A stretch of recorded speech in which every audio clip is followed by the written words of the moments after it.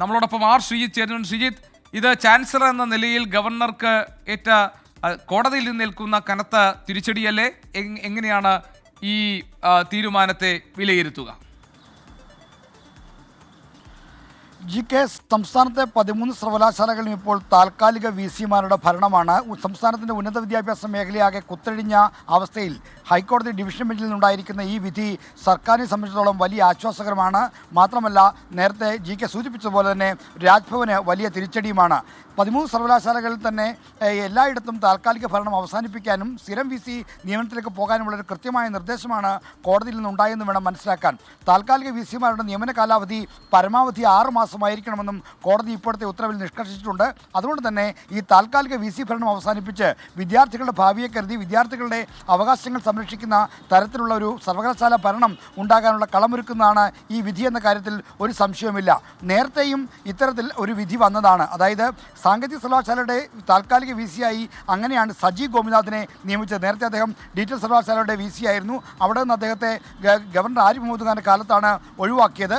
പിന്നീട് അദ്ദേഹത്തെ സർക്കാർ ഇടപെട്ട് സാങ്കേതിക സർവകലാശാലയുടെ VC-യുടെ താൽക്കാലിക ചുമതലയിലേക്ക് നിയമിച്ചിരുന്നു. എന്നാൽ പിന്നീട് ഡോക്ടർ കെ ശിവപ്രസാദിനെ സാങ്കേതിക സർവകലാശാലയിലും ഒപ്പം ഡീറ്റെയിൽ സർവകലാശാലയിൽ ഡോക്ടർ സിസാ തോമസിനെ നിയമിച്ചതുമായി ബന്ധപ്പെട്ട നടപടികളാണ് ഇപ്പോൾ കോടതി കയറിയത്. എന്നാൽ കോടതിയിൽ ഗവർണറുടെ വാദങ്ങൾ നിലനിന്നില്ല. മാത്രമല്ല, ഗവർണറുടെ വാദങ്ങൾ തള്ളിക്കൊണ്ട് ഇപ്പോൾ സർക്കാരിന് അനുകൂലമായൊരു തീരുമാനമെടുത്തിരിക്കുന്നു. ഇനി ഈ സാങ്കേതിക സർവകലാശാലയിലും ഒപ്പം തന്നെ ഡീറ്റെയിൽ സർവകലാശാലയിലും അടക്കമുള്ള സ്ഥലങ്ങളിൽ സർക്കാർ നിർദ്ദേശിക്കുന്ന തലത്തിൽ നിർദ്ദേശിക്കുന്ന പാനലിൽ നിന്ന് അല്ലെങ്കിൽ അവരിൽ നിന്ന് അവരെ നിയമിക്കാനുള്ള ബാധ്യത ചാൻസലർക്ക് വന്നു ചേരുകയാണ്. എന്നാൽ ചാൻസലർ ഈ വിധിയെ ചോദ്യം ചെയ്യാനായി സുപ്രീം കോടതിയിലെ മറ്റോ പോകുമോ എന്ന കാര്യത്തിൽ ഇനി വ്യക്തത വരേണ്ടിയിരിക്കുന്നു. എന്നാൽ ഇപ്പോൾ വന്നിരിക്കുന്ന വിധി രാജ്ഭവനെ സംബന്ധിച്ചിടത്തോളം വലിയ തിരിച്ചടിയാണ്, സർക്കാരിന് വലിയ ആശ്വാസകരവുമാണ്.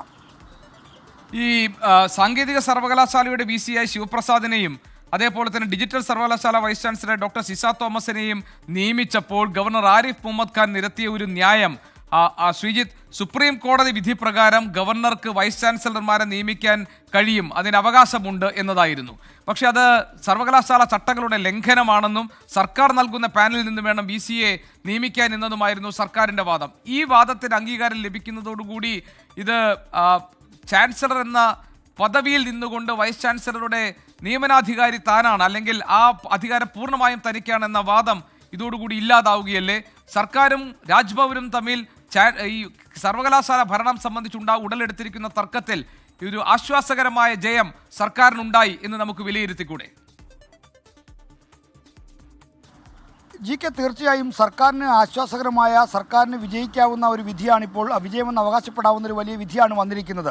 നേരത്തെ സൂചിപ്പിച്ച പോലെ തന്നെ ഈ സർവകലാശാല VC-കളുടെ VC നിയമനവുമായി ബന്ധപ്പെട്ടും താൽക്കാലിക VC നിയമനവുമായി ബന്ധപ്പെട്ടും ഓരോ സർവകലാശാലയുടെയും സ്റ്റാറ്റ്യൂട്ടിൽ അത് എങ്ങനെ വേണമെന്ന കാര്യത്തിൽ കൃത്യമായി പറയുന്നുണ്ട്. കേരള സർവകലാശാലയുടെ VC നിയമനം എങ്ങനെയായിരിക്കണം, താൽക്കാലിക ചുമതല ആർക്കാണ് നൽകേണ്ടത്, അത് എങ്ങനെയാണ് നടക്കേണ്ടത് തുടങ്ങിയ കാര്യങ്ങൾ കേരളയുടെ സ്റ്റാറ്റ്യൂട്ടിൽ ഉള്ളതുപോലെ തന്നെ സാങ്കേതിക സർവകലാശാലയുടെ സ്റ്റാറ്റ്യൂട്ടിലും ഇതുമായി ബന്ധപ്പെട്ട കാര്യങ്ങൾ കൃത്യമായി വിവരിച്ചിട്ടുണ്ട്. അതനുസരിച്ചാകണം VC നിയമനം. അപ്പോൾ സർക്കാർ നൽകുന്ന പാനലിൽ നിന്ന് നിയമിക്കാനുള്ള ബാധ്യത ചാൻസലർ ആണെങ്കിൽ കൂടി ഗവർണർക്കുണ്ട് എന്നതായിരുന്നു സർക്കാരിൻ്റെ വാദം. എന്നാൽ താൽക്കാലിക VC നിയമനം തൻ്റെ പൂർണ്ണമായ വിവേചനാധികാരത്തിൽപ്പെടുന്ന കാര്യമാണ് എന്ന വാദമാണ് ഗവർണർ ആരിഫ് മുഹമ്മദ് ഖാൻ ഉയർത്തിയത്. അദ്ദേഹത്തെ പിന്തുടർന്ന് വന്ന രാജേന്ദ്ര വിശ്വനാഥ് അർലേക്കറും സമാനമായ വാദമാണ് ഉയർത്തുന്നത്. ആ വാദമാണ് ഇപ്പോൾ ഹൈക്കോടതി സിംഗിൾ ബെഞ്ചും പിന്നാലെ ഡിവിഷൻ ബെഞ്ചും തള്ളിക്കളഞ്ഞിരിക്കുന്നത്. അതുകൊണ്ട് തന്നെ ഉന്നത വിദ്യാഭ്യാസ രംഗത്തെ കുത്തഴിഞ്ഞ സ്ഥിതി അവസാനിപ്പിക്കാൻ സർക്കാരിന് ലഭിച്ചിരിക്കുന്ന വലിയൊരു സുവർണാവസരമായി തുറന്നു കിട്ടിയിരിക്കുന്ന ഒരു വലിയ അവസരമായി തന്നെ ഇതിനെ കാണാം. താൽക്കാലിക VC ഭരണം അവസാനിപ്പിക്കാൻ ഇനിയും സമയമെടുക്കുമെങ്കിലും താൽക്കാലിക VC നിയമനം അതിൻ്റെ കാലാവധി എത്രയാണെന്ന കാര്യം കോടതി ഡിവിഷൻ ബെഞ്ച് കൃത്യമായി പറയുന്നുണ്ട്.